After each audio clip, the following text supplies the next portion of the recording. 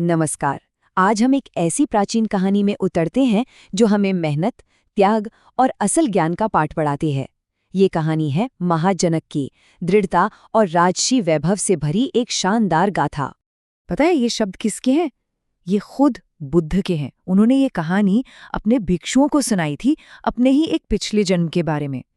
तो आप समझ सकते हैं कि इस कहानी में कितनी गहराई होगी।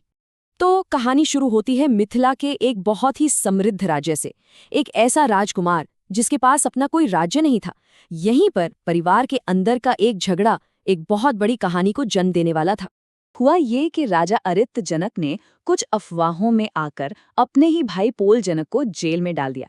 लेकिन पोल जनक किसी तरह वहां से भाग निकले और बदला लेने के लिए एक सेना तैयार कर ली। मिथिला पर हमला हुआ और उस लड़ाई में राजा मारे गए। अब इस पूरी उथल-पुथल के बीच गर्भवती रानी अपने अजन्मे बेटे महाजनक को बचाने के लिए भेष बदलकर वहां से भाग निकली। अब ये राजकुमार निर्वासन में मतलब कि अपने राज्य से दूर पले बढ़े। उन्हें अक्सर लोग विधवा का बेटा कहकर ताना मारते थे। एक दयालु ब्राह्मण की देखरेख में वो बड़े हुए। फिर जब वो 16 साल के हुए तो उनकी माँ ने उनके सामने एक बहुत बड़ा सच खोला कि वही मिथिला के असली वारिस हैं। अपनी असलियत जानने के बाद राजकुमार ने कोई जल्दबाजी नहीं की, बदला लेने के बारे में नहीं सोचा, बल्कि उन्होंने एक संकल्प लिया कि वो हर तरह की पढ़ाई करेंगे, युद्ध कला सीखेंगे, एथलेटिक्स में माहिर बनेंगे, खुद को शारीरिक रूप से एकदम फिट रखेंगे और व्यापार करके पैसा कमाएंगे। उनका एक ही लक्ष्य था, अपने पिता का राज्य वापस पाना।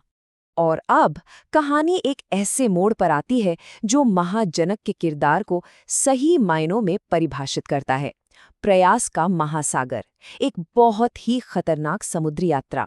7 दिन की समुद्री यात्रा के बाद एक भयानक तूफान आया और उनका जहाज डूब गया।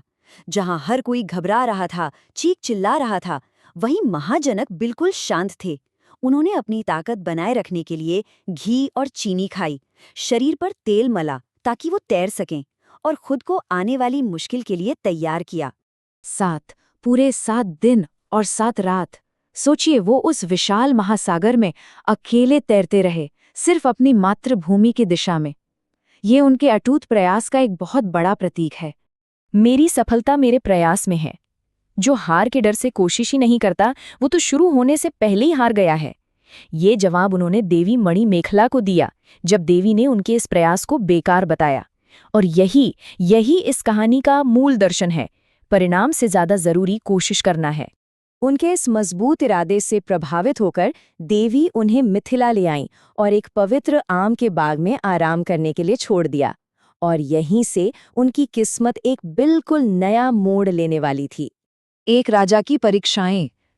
हुआ यूं कि इसी बीच मिथिला में राजकुमार के चाचा राजा पोल जनक की मौत हो चुकी थी और उन्होंने अपने पीछे एक सही उत्तराधिकारी को खोजने के लिए कुछ बहुत मुश्किल परीक्षाएं छोड़ी थीं। तो अगला राजा चुनने के लिए एक शाही रथ को बिना किसी सारथी के छोड़ दिया गया ताकि किस्मत खुद राजा चुने। और हैरानी की बात यह है कि वो रथ सीधा उसी आम के बाग में गया और सो रहे राजकुमार के पास जाकर रुक गया। लेकिन राजा बनना इतना आसान नहीं था। 4 शाही चुनौतियां थीं जो सिर्फ ताकत की नहीं बल्कि बुद्धि की भी परीक्षा थीं। राजकुमारी शिवाली का दिल जीतना, एक चौकोर बिस्तर का सिरहाना पहचानना, 1000 लोगों की ताकत वाले धनुष की डोरी चढ़ाना और एक कविता को समझकर 16 छिपे हुए खजाने ढूंढना।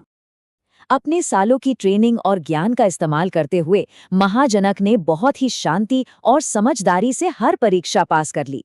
उन्होंने वो कर दिखाया जो कोई और नहीं कर सका था, और ये साबित कर दिया कि सिंहासन के असली हकदार वही हैं। 2 पेड़ों की सीख।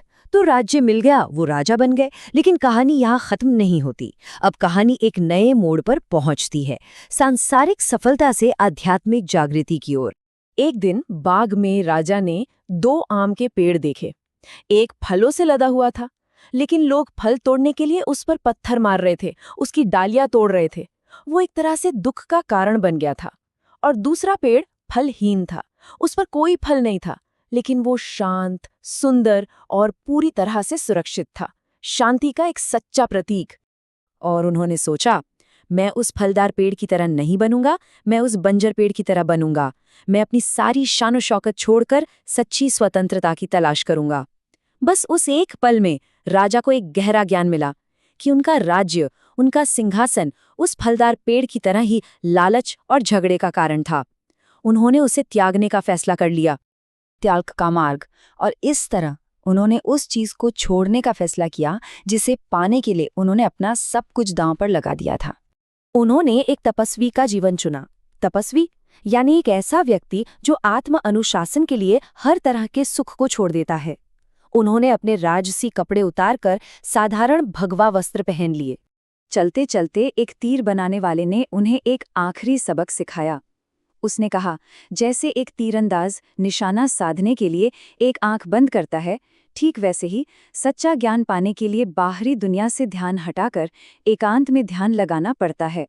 तो महाजनक की इस पूरी यात्रा से हमें क्या सीखने को मिलता है? पहली बात, असली सफलता नतीजे में नहीं, कोशिश में है।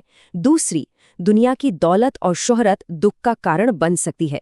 तीसरी, सच्ची बुद्धिमानी ये जानने में है कि कब चीजों को जाने देना चाहिए।